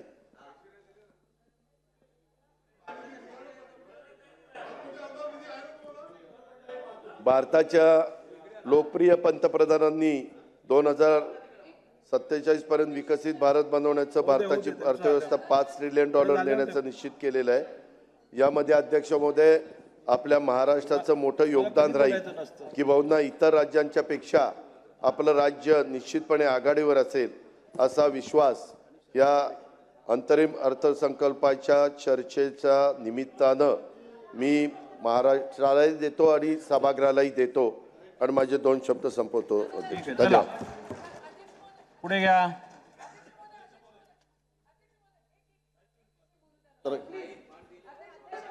अध्यक्ष महोदय, सन्माननीय बोला ताई, बोला. 1 मिनिट त्यांचं होते, ताईंचं होते. ताईंना बोलू द्या. नाही, होऊ द्या त्यांचं. तुमचा राईट टू रिप्लाय त्यांना देत नाहीये, काळजी करू नका. नाही अध्यक्ष महोदय, फायनान्स मिनिस्टरला मला एवढंच विनंती करायची आहे की मी त्यांना 2-3 पत्र दिलेले आहेत. साहेब, तुम्हाला मागे मी बोलली होती कौंडण्यपूर विकास आराखडा, मोजरी विकास आराखडा आणि वलगाव विकास आराखडा गाडगेबाबांच्या नावाचे, ते 2014च्या आधी त्या बिल्डिंगा तयार आहेत. अध्यक्ष महोदय, त्या ठिकाणी कौंडण्यपूर विकास आराखड्याच्या कॉन्ट्रॅक्टरनी आत्महत्या केली होती याची कल्पना देखील दादांना आहे. आणि त्याचा हँडिंग ओव्हरची मीटिंग्स, अजितदादा माझी आपल्याला विनंती आहे की त्याचे हँडिंग ओव्हर, बिल्डिंगचे हँडिंग ओव्हर आणि बिल्डिंगच्या फर्निचरचं कम्प्लिशन आणि आराखड्याचं कम्प्लिशन आपण द्यावं, म्हणजे त्या बिल्डिंग्स त्या ठिकाणी कारणी लागतील, एवढी माझी तुम्हाला विनंती आहे. दादा प्लीज. ठीक आहे. सन्माननीय दादांनी राईट टू रिप्लाय होते. या मला राईट टू रिप्लायची आपण संधी दिली त्याबद्दल आपला आभार. मी पुरवणी मागण्यावर बोलताना दादा त्याचं उत्तर असं होतं की तुम्ही त्याला थोडासा कलटणी दिलात. खरं तर ज्या पुरवणी मागण्यामध्ये जी काही आपण शेतकऱ्यांसाठी म्हणून पुरवण्या मागण्यासाठी आम्हाला करावं लागल्या त्याचा तुमचा रोग होता. किती दिलेत अध्यक्ष महोदय? 2,500 कोटी रुपये पीक विम्यासाठी आणि 6,000 कोटी रुपये आम्ही पाहिलं त्यातलं. हे साधारणतः 8,500 कोटी रुपये, 55,000, साधारण 1,00,000 कोटी पुरवण्या मागण्या झाल्यात. त्यातल्या शेवटच्या पुरवणी मागण्यामध्ये 6,500 कोटी रुपये शेतकऱ्यांसाठी आणि 2,500 कोटी रुपये पीक विम्याचे एवढेच होते. बाकीचे सगळे तर कंत्राटदारासाठी होते. ठेकेदारांना पोचण्यासाठी होते, बिलं काढण्यासाठी होते, इन्फ्रास्ट्रक्चरसाठी होते. पुरवणी मागण्या काय यासाठी असतात काय? याचंही समाधान तुम्ही करायचा आमचा प्रयत्न केला असेल किंवा तुम्हाला स्वतःला समाधान. पण दादा एक आहे की तुमचं आम्ही कालही बोललो की तुम्ही हे आम्ही काही जे काही विषय मांडले ते काही आपण आपला वैयक्तिक विषय नाही, तुम्ही थोडासा त्याला वैयक्तिक घेण्याचा विषय केला. हे राज्याच्या हितासाठी आम्ही बोललो. आणि तुम्हाला आजही मी सांगतो, या बजेटवर काही तुमची छाप मला दिसली नाही. जे काही आता आम्ही बजेट जो पूर्वी मांडायचं एकट्याने दादागिरी करून, ती काही दादागिरी दादा तुमच्या ह्याच्यात दिसली नाही. हे पुन्हा मी रिपीट करतो.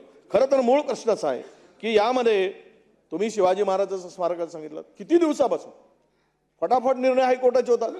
छत्रपती शिवरायाच्या नावाने मतं मागताय, अस्मिता जोपासण्याच्या गोष्टी करताय आणि ते स्मारकासाठी कोर्टाचा निकाल लागायसाठी 2-2 वर्ष लागतात, 3-3 वर्ष लागतात, 5-5 वर्ष लागतात यासाठी. आणि हे सुद्धा कधी करणार आहात याचं जर कोर्टामधून आम्ही कोर्टापुढे जाऊ, वकील नेमलेत, हे तर मग 5 वर्ष चालत राहील. मग ते कधी होणार आहे? पंतप्रधानांचा अपमान आहे त्यांनी केलेला आहे. हे भूमिपूजन जलपूजन तेवढं तरी ठेवा ना. तुम्ही बसून बोलताय. अध्यक्ष महोदय, विषय असा आहे की मी जे बोलताना माननीय वित्तमंत्र्यांनी सांगितलं की ते 1 ट्रिलियन पर्यंत नेणार. म्हणजे किती होतात? 1 ट्रिलियन म्हणजे आपण $1,00,000 होतो. एक कोटी डॉलर. आता $1 कोटी म्हणजे किती झाले? $1 मध्ये बोला ना. $1 ट्रिलियन म्हणजे $1,00,000 कोटी. त्याची आजच्या रुपयाच्या प्रमाणे किंमत किती? 80,000. 80 लाख कोटी म्हणजे तुम्ही 82 लाख कोटी. मग इंडियन रुपीजमध्ये 82 लाख कोटीच होतात. आम्ही काय चुकीचं बोललो नाही. आणि म्हणून मलाही आपल्या पुढे हा खुलासा करणं, कारण चुकीचं जाऊ नये, चुकीचं रेकॉर्डवर होऊ नये. अध्यक्ष महोदय, जी गोष्ट फुगवून दाखवल्या गेली ती मागच्या वेळचा बजेट आम्ही पाहिला. त्या बजेटला जो कट लावला गेला त्याच्यावर आधारित आपण जे सांगितलंय तितकी वाढ झाली. जो बजेटमध्ये मूळ प्रावधान होता ज्या विभागाचा, तो 100% सामाजिक न्याय विभाग जे बजेट होता त्यात कट किती लावलाय? अध्यक्ष महोदय, नवल वाटतं पुरोगामी राज्य छत्रपती शिवाजी महाराजांचं, हे राज्य शाहू फुले आंबेडकरांचं. आणि या पुरोगामी राज्यामध्ये मागासवर्गीयाच्या हक्काचा जो निधी आहे त्याला कट लावला गेलाय. आणि तो कट किती असावा अध्यक्ष महोदय? माहिती घ्या. तो कट आहे 28% आहे. हा फार मोठा आकडा आहे अध्यक्ष महोदय. आणि हे पैसे गेले कुणाकडे, कुठे गेलेत याचा शोध नको. ज्या समाजाच्या हक्काचा निधी आहे, schedule type, schedule caste, OBC काय जे काय असेल ते सुद्धा या ठिकाणी होण्याची आवश्यकता आहे. आपण दादा म्हणालात की 10% वाढ, 10% होतच नाही, ती 5%च होते आहे. कारण आपण पाहिलं तर प्रत्यक्ष महागाई निर्देशांकाचा जर वाटा काढला आपण तो 5% जातो. आणि ओरिजिनल जर तुम्ही 10% म्हणत असाल तर ते 5% आहे. 10% वाढ होत नाही आहे. आणि जी लावली कट त्या ज्या बजेटमधून मायनस करून किंवा त्याला कट लावल्यानंतर उर्वरित रकमेच्या जो काही पैसा दिला त्याच्यावर ते 10%, 8% दाखवलंय. पण ओरिजिनल बजेटच्या तुलनेत यावर्षी जे दाखवलं गेलं आहे ते मात्र विविध विभागांना मी काल वाचून दाखवलं, त्याला तो निश्चितपणे कमी आहे. हे पुन्हा मी या ठिकाणी अध्यक्ष महोदय मी सांगू इच्छितो. अध्यक्ष महोदय, मी शेतकऱ्यांचं नाव घेऊन जरी आपण म्हणालात तरी त्यातून कंत्राटदाराचे खिसे भरण्यासाठीच ते पूर्ण पुरवणी मागण्या होत्या. त्याचं सविस्तर एखाद्या वेळ आता आम्ही बोलू. काही बिल आला तर त्याला 2 तास बोलावे लागतील. पण एक सांगतो की साखर कारखानदारींना केवढी लूट झाली, त्याचा विरोध तुम्ही करत होता. दादा, तुम्ही 8 अर्थसंकल्प या ठिकाणी मांडला, त्यातील 6 अर्थसंकल्पातील आणि कालचा परवा मांडलेला अर्थसंकल्प हे जर तुम्हीच वाचलात तर त्या अर्थसंकल्पातली तफावत तुम्हाला दिसेल. मी ते दोन्ही अर्थसंकल्प पाहिलेत, त्या दोन्ही अर्थसंकल्प वाचले. तुम्ही ज्या आता काल गुजरात म्हणत होतात ते तुमच्याकडूनच आम्ही शिकलो ना. तिकडे असताना तर तुम्हीच गुजरात विरोधात बोलला होता. तुम्ही एका अर्थसंकल्पामध्ये 13 वेळा गुजरातचं नाव घेतला होता. 13 वेळा. हा शुभ आकडा आहे की अशुभ आहे मला माहित नाही, पण ते उद्योग तिकडे पळवलेत. हे कोणी बघितलं? या राज्यातील उद्योग गेले की नाही बाहेर, नेले की नाही? हिरा उद्योग गेला 3 महिन्यामध्ये. ढोलकिया नावाचा मोठा हिरा उद्योग परत आला. सुविधा देऊ शकले नाही, पण पळवापळवी झाली. आपण विमा कंपनीचा हे पळवलं. आता अनेक उदाहरणं आहेत, त्यामध्ये पुन्हा वेळ मी आपला घेणार नाही. पण आजच एका रुपयातील तुम्ही जर 18 पैसे आज कर्जावर आणि व्याजावर जात आहे, रुपयातील 18 पैसे, मग उरले किती? उरले 82. त्या 82तून तुम्ही आज, माझी इच्छा आहे की तुम्ही म्हणताय की 25% वर आम्ही कर्जाची मर्यादा पतमर्यादा आमची ओलांडली नाही, हे मान्य आहे. एकदा उडून टाका, वाढवून टाका. पण ते वैनगंगा नळगंगा प्रकल्पाला लागणारा, मी 3 अधिवेशन झालंय, 3रं अधिवेशन म्हणतोय दादा, हा आमच्या मराठवाडा आणि विदर्भातील शेतकऱ्यांसाठी हा एक त्या संपूर्ण त्यामध्ये क्रांती आणणारा हा प्रकल्प आहे. तर माझी विनंती आहे की पुन्हा कर्ज काढा, 1 लाख कोटी कर्ज काढा, पण त्या ठिकाणी तो प्रकल्प पूर्ण करण्याचा उल्लेख जर आपण केला असता तर आम्हाला आनंद झाला असता. त्याच्यावर निधीचा उपलब्ध निधी किती देणार आहात, कर्ज काढून द्या, पण तो प्रकल्पामध्ये मात्र आपण लक्ष घालावं, अशी माझी आपल्याला अध्यक्ष महोदय विनंती आहे. फायनान्स कमिशनचे जे काही ते नाम्स आहेत तुम्हाला माहीत आहे, त्यामध्ये खरं तर आज मला इथे खेदानं सांगावं लागतं की राज्यातील स्थानिक स्वराज्याच्या संस्थांच्या निवडणुका नाही झाल्या. केंद्र सरकार इथे अनेक ठिकाणी निवडणुका न झाल्यामुळे प्रशासकांच्या हाती कारभार आहे. मुंबईची खुली लूट अधिकारी करतायत, खुली लूट. ते येईल मी ज्यावेळेस आत्ताचा प्रस्ताव आणीन त्यावेळेस काय काय पद्धतीनं अधिकारी मनमानी कारभार करतायत, कोणाच्या आशीर्वादानं करतायत, कोण कोण तिथे जाऊन अधिकाऱ्यांच्या कमिशनरच्या कॅबिनमध्ये एंट्री चेंबरमध्ये जो ज्याला कुठलाही कवडीचा अधिकार नाही असे लोक जाऊन बैठका घेत आहेत. हे मी काढेल. विषय असा आहे अध्यक्ष महोदय की 250 नगर परिषदा, 25 महानगरपालिका आणि आपल्या 30 जिल्हा परिषदा यांच्या निवडणुका नाही झाल्यात. त्यामुळं केंद्र सरकारने या निवडणुकाची बाडी अस्तित्वात नसल्यामुळे राज्याच्या 20,000 कोटी रुपयाचं नुकसान झालं आहे. हे 20,000 कोटी रुपयाची जी ग्रांट आहे ती परत गेली अध्यक्ष महोदय, कारण त्या बॉडीचा ठराव असल्याशिवाय तो निधी खर्च करता येत नाही. आणि अशा स्थितीमध्ये जर 20,000 कोटी रुपये राज्याचं नुकसान झालं असेल तर याला जबाबदार कोण, याचं उत्तर अपेक्षित नको आहे आम्हाला, त्याचं उत्तरही दिलं गेलं पाहिजे अध्यक्ष महोदय. शेवट, तुम्ही सगळा बजेट मांडत असताना विरोधकांना काय दिलं, विरोधकांच्या आमदारांना निधी नको. सर्वांगीण विकास, सर्वांगीण विकास म्हणजे काय, एका मतदारसंघाचा रस्ता करायचा आणि दुसऱ्याचा रस्ता सोडून द्यायचा, म्हणजे रस्त्याने गाडी स्पीडनी गेली की खड्ड्यात जाऊन पडेल, तुमच्या कमरा माना मोडतील ना. आणि महाराष्ट्रामध्ये सगळे आमदारांच्या ठीक आहे तुम्ही जास्त दिलात, पण 0 फंड, 0 फंड देताय आमदारांना. ही द्वेषाची भावना तुमची, ही कुठली भावना आहे? आज तुम्हाला काही ना काहीतरी, ठीक आहे आम्ही पण, तुम्हीच दादा होतात तिथे, तुम्ही पण अनेक आमदारांना शिकले असताना भारतीय जनता पक्षाची आमच्याकडे लिस्ट आहे किती लोकांना पैसे दिला, और आम्हाला माहित आहे ना बोलवून कॅबिनमध्ये. आता तुम्हाला नाही दिलं असेल एकट्याला, पण बाकीच्यांना यादी दाखवतो मी वाचून. आता मी आणली यादी, मी ज्यावेळेस याच्यावर येईल ना त्यावेळेस यादी वाचून दाखवतो मी किती लोकांना पैसे दिले गेले. आम्हाला काही नाही, अरे थोडे तरी द्या आमच्या आमदारांना, याची तरतूद तर करा. कारण हे सगळं सर्वांगीण विकासाच्या आपण गोष्टी करतो आहोत. त्या ठिकाणी अध्यक्ष महोदय दुसरी गोष्ट की जे आपण खरं तर ज्या याला स्थगिती दिली होती, कोर्टाने स्थगिती दिल्यानंतर दादा त्या कोर्टाने स्थगिती देऊनही अद्यापपर्यंत त्या लोकांना पैसे दिले नाहीत. त्या कामाला अनेक कामं आहेत.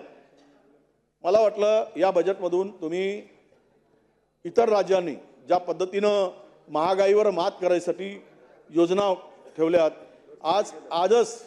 कालच 25.5 रुपयांनी LPGचा सिलेंडर महाग झाला, 25.5 रुपयांनी. म्हणजे तुम्हाला, मला वाटलं की तुम्ही याच्यावर सबसिडी द्याल 100-200 रुपये कंत्राटदारांची लूट करण्यापेक्षा. आणि तिथे आम्ही ज्या ठिकाणी गॅरंटी दिली ना, आमची गॅरंटी मध्ये 500 रुपये दिलं सिलेंडर, राजस्थानमध्ये दिला. तुम्ही का देत, किमान 200-300 रुपये तरी. साडी वाटताय म्हणताय तुम्ही, साडीचा उल्लेख केलाय. अरे आज जर त्यांना सक्षम केला असता तर त्या भगिनीला साडी द्यायची नाही. आणि महाराष्ट्रातील जनतेला महिलांच्या संरक्षणासाठी आज साडीपेक्षा मी म्हणालो शस्त्र देण्याची आवश्यकता आहे. साडी द्या, 2-2 चांगली साडी द्या, पण त्यावर 1-1 शस्त्रही द्या, कारण ती स्वतःचं संरक्षण करू शकेल. पोलीस आता जे गुंडाच्या कचाड्यात हे राज्य सापडलाय ना, त्यातून हे त्यांना आता संरक्षण करू शकत नाही. आणि यासाठी मी जे या ठिकाणी आपल्यापुढे हे प्रश्न उपस्थित केलेत की पहिला प्रश्न दादा की आपण जो नदीजोड प्रकल्प आहे त्यासाठी आता नाही तर पुढच्या वेळेस तरी किमान वैनगंगा नळगंगा प्रकल्पाला निधी उपलब्ध भरीव करून द्यावे अशी आपल्याला या निमित्तानं रिप्लायच्या मागणी आहे. त्याचं उत्तर नाही मिळालं. आणि दुसरी गोष्ट, किमान आपण तिकडे गेलात आम्हाला आनंद आहे तुमच्याकडे सदैव तिकडे जा इकडे या सदैव तुमच्या हातात तिजोरीची चाबी राहू दे अशी पंढरीच्या पांडुरंगाला बघतो. तिकडे जा तिकडे घ्या पण इकडे या इकडे तेच घ्या. आणि तुमचं नशीब बलवत्तर आहे दादा. कुठे गेला तरी फायनान्स तुमच्या हातात असते आणि तुम्ही असे फिरवता. काय मंत्र्यांची गती. दादा द्या ना पैसे, दादा थोडे द्या ना. अरे भीक मागायची पाळी आली तुमच्यावर. ही आणून ठेवली ना भीक द्या ना. मागवून जातात, हळूच बोलतात. आणि हे सगळं जे चाललंय हे फक्त दादा कंट्रोल करू शकतात. पण आता मात्र हे बजेटमध्ये जे दिसतंय ते मात्र फार वाईट वाटतंय. बिचाऱ्यांची सगळ्यांची कीव वाटते. काय गती होईल तुमची पुढे. आता तर जवळपास 90% होऊनच गेलेत. यांची गती काय होईल. पण दादा मला तुम्हाला विनंती माझी अशी आहे, या आमदारांसाठी जो काही निधी देऊ शकाल तो निधी काही ना काहीतरी, फुल नाही फुलाची, पण तो निधी आपण देण्यासाठी आपण प्रयत्न कराल का, हा मला खरा प्रश्न आहे. आणि दुसरी गोष्ट शेवटचा विषय अध्यक्ष महोदय, की आपण या ठिकाणी या पुरवणी मागण्यामध्ये जो विषय मांडला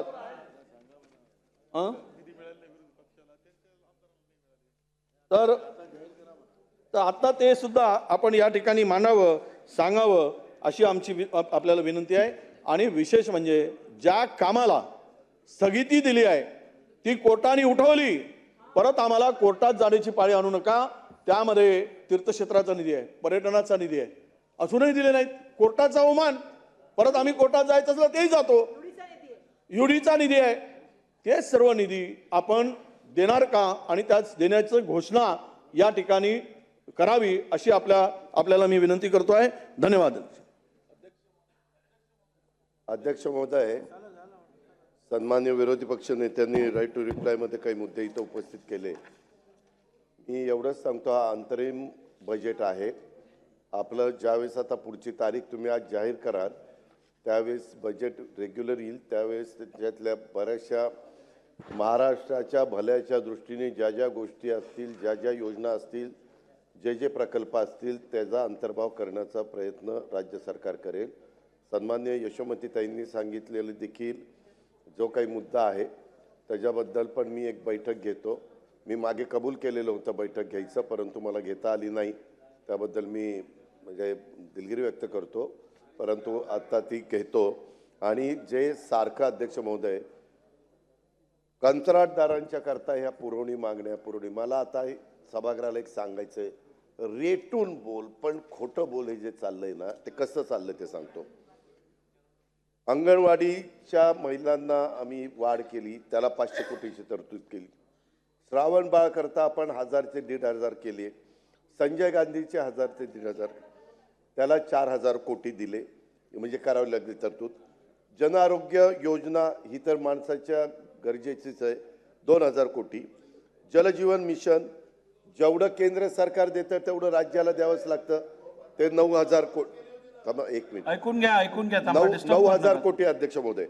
नमो महासन्मान योजना शेतकऱ्यांना आपण 500 रुपये देतो ना, म्हणजे 6000 रुपये वर्षाला. केंद्राचे वेगळे राज्याचे वेगळे. डायरेक्ट डीबीटीला त्याला 6000. आणि पीक विमा 1 रुपया त्याला 6000. अध्यक्ष महोदय, ह्याच्यात 27500 कोटी रुपये तर पुरवणी मागणी ह्याच्यातच गेली. आणि 50 वर्षाच्या करता केंद्र सरकारने बिनव्याजी 50 वर्षाच्या करता कर्ज देशाला दिलंय. त्याच्यात आपल्याला 8000 कोटी द्यायचं त्यांनी कबूल केलं, ते 8000 कोटी. आता बिनव्याजी जर 50,000 कोटी कर्ज मोदी साहेब देत असतील तर का घ्यायचं नाही. असे 35,000 कोटी रुपये आहे.